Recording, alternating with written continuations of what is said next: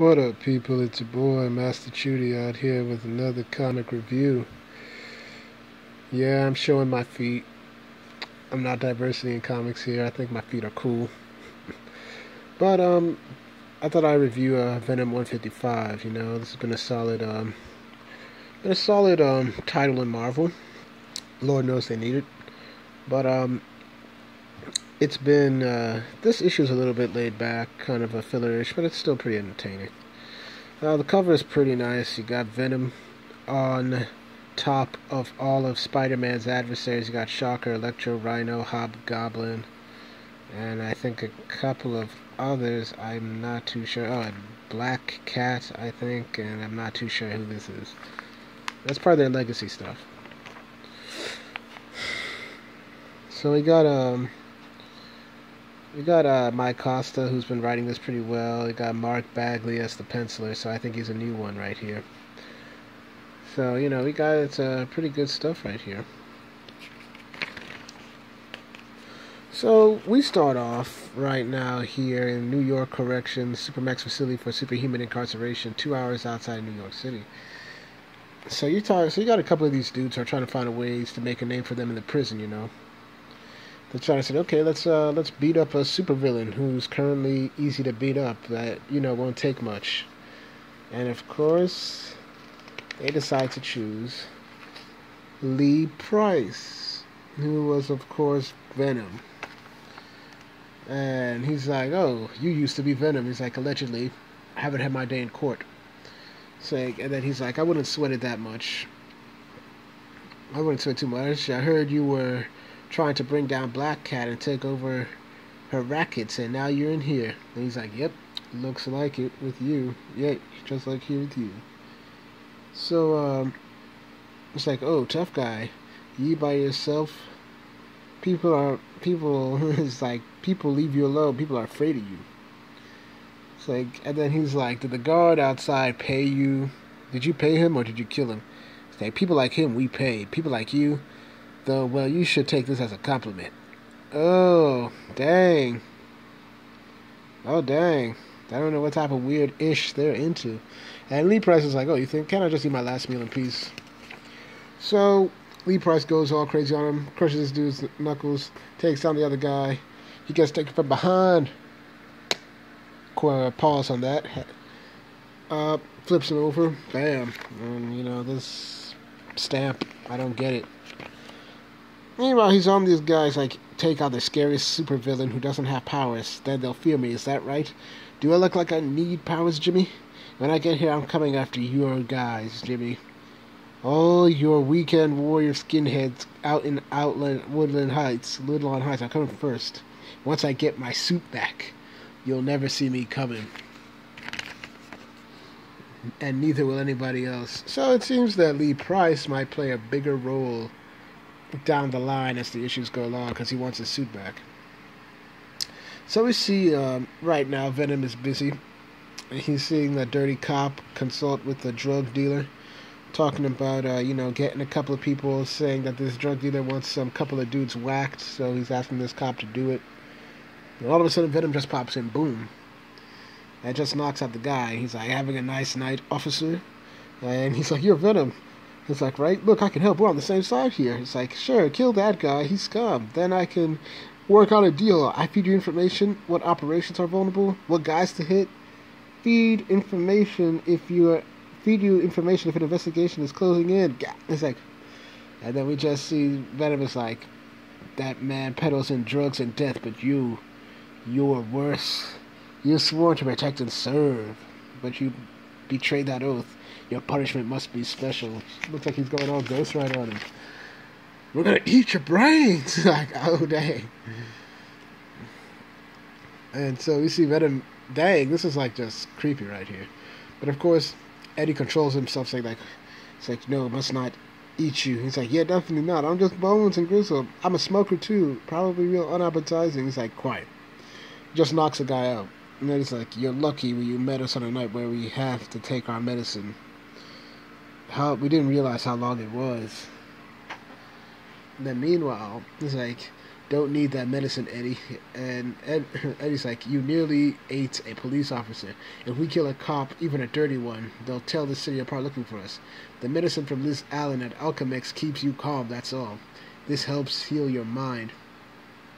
And the symbiote's like saying, the problem isn't my mind, Eddie. I'm hungry. I haven't eaten. It's like, you must eat. And so it's like, yes, I know, my love. That weird stuff. It's like, I've been relying on your metabolism too much. This time, we need to eat more regularly. We need better shelter. It's like, but I have a way to get it. So it looks like he wants to join himself. Fact channel. Parker Industry collapses. Fiasco factory stock plummets.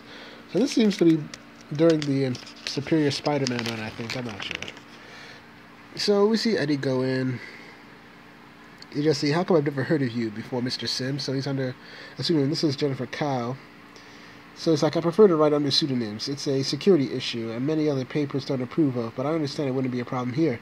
It's like, that's true. It's not a problem. Most of our writers don't use their real names, though not necessarily for security reasons. It's like, corruption in the NYPD and exposure of criminal activities financed by the FBI. It's like, so Eddie's just giving off this resume. While I admire tenacity, this isn't exactly the material that my new division of the fact channel has been asked to report. So it's clear that she's like a tabloid, not caring about the news. It's like, if you've worked in print before, you know the drill. Elvis from Back from the Dead, Men on the Moon, that kind of thing.